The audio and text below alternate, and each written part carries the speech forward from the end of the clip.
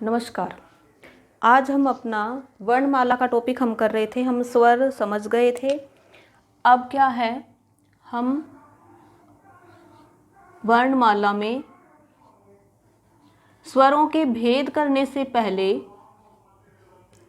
क्या करेंगे, व्यंजन करेंगे कि जो व्यंजन वर्ण हैं वो कितने होते हैं और कैसे उनको लिखा जाता है, क्या उनकी परिभाषा होती है, हम लोग वो करेंगे।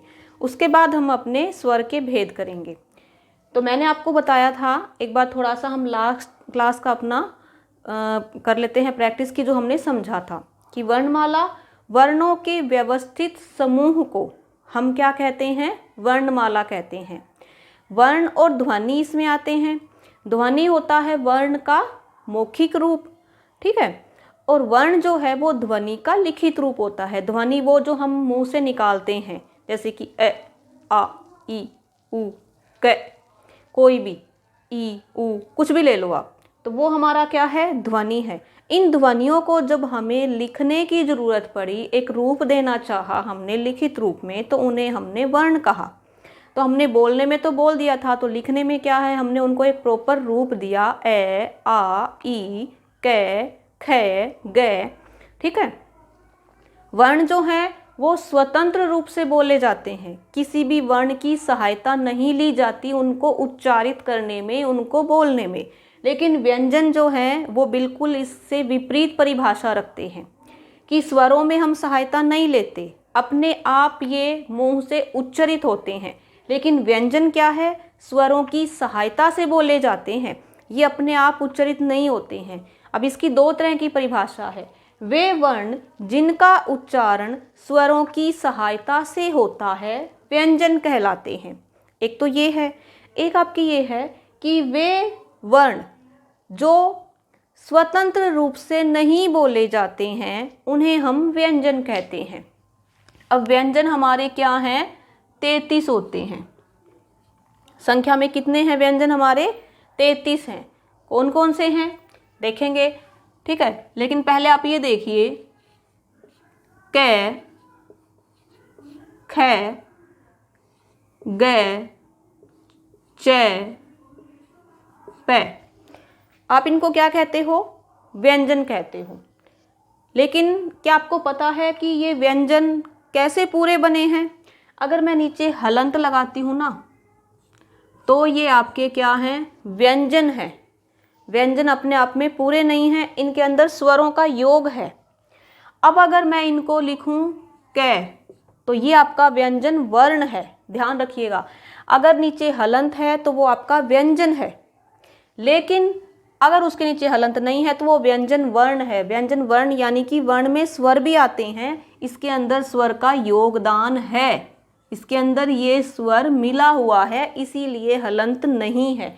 ये जो नीचे मैंने डंडा लगाया है इसको हलंत कहा जाता है। अब जो ये आपका क है, ये प्लस ए बन गया आपका क। अब बोल के देखिए, क, ख, आपको ए की साउंड आ रही है, का, आ की साउंड आ रही है, की, छोटी ई की साउंड आ रही है, की, बड़ी ई की साउंड आ रही है। तो क्या है, जो स्वर हैं वो इन्हें अपनी मात्राएं देकर इनको पूरा कर रहे हैं, तब जाकर ये हम अच्छे से मुंह से बोल पाते हैं। अगर स्वर इनको पूरा ना करे तो हम इनको नहीं बोल पाएंगे। आप प्रैक्टिस करके देखिए, आप बोल के देखिए। एक तो आप बोलिए क, उसमें ए की साउंड है, एक बोलिए क, ख, खी, मतलब बोल ही नहीं पाएंगे आप, क्योंकि वो अधूरे हैं।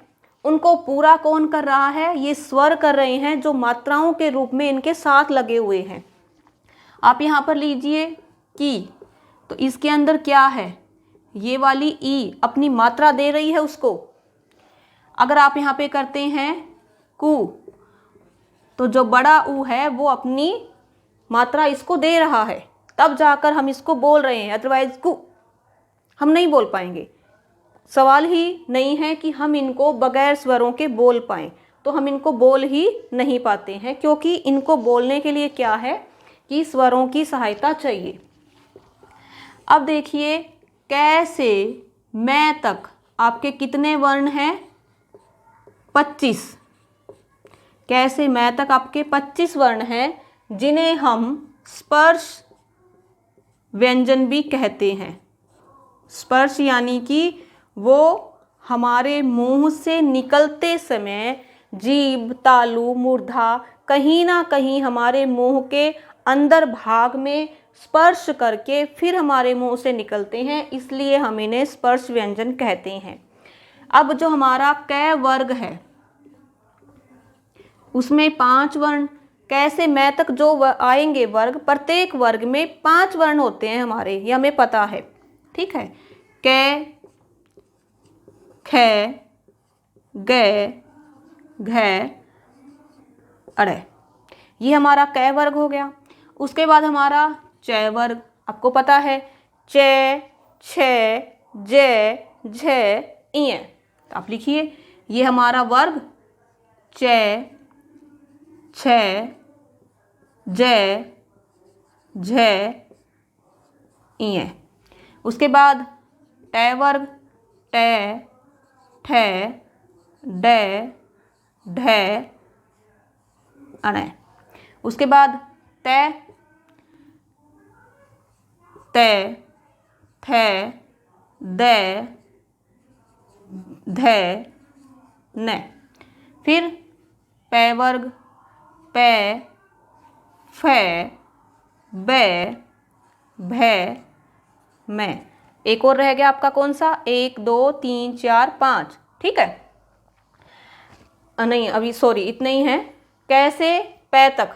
ठीक है, ये यहाँ से देखो हमने शुरुआत इससे की, इस तक हमारे कितने हो गए, 25। ये हमारे पास 5 वर्ग हैं, प्रत्येक वर्ग में 5 वर्ण हैं, तो 5 5 जा 25, हमारे 25 वर्ण हो गए हैं। ये हमारे स्पर्श व्यंजन है। इन वर्णों का आप उच्चारण करिए, आप इनको क्या है, बगैर उच्चारण, जहाँ भी आप देखोगे मुंह के किसी भाग में, जिह्वा में कहीं ना कहीं वो स्पर्श करके निकल रहे हैं, बगैर स्पर्श किए ये वर्ण जो हैं हम उच्चारित नहीं कर सकते हैं। अब आपके पास अंतस्थ और उसम व्यंजन भी आते हैं। अंतस्थ व्यंजन जो आपके हैं वो 4 होते हैं। ठीक है, य, र, ल और व। ठीक है, उसके बाद आपके आते हैं उसम व्यंजन, ये भी आपके 4 हैं, श, श, श और है। ठीक है, अंतस्थ भी 4 हैं, उसम भी 4 हैं। स्पर्श व्यंजन कितने हुए, 25। अंतस्थ कितने हुए, 4। उसम कितने हुए, 4।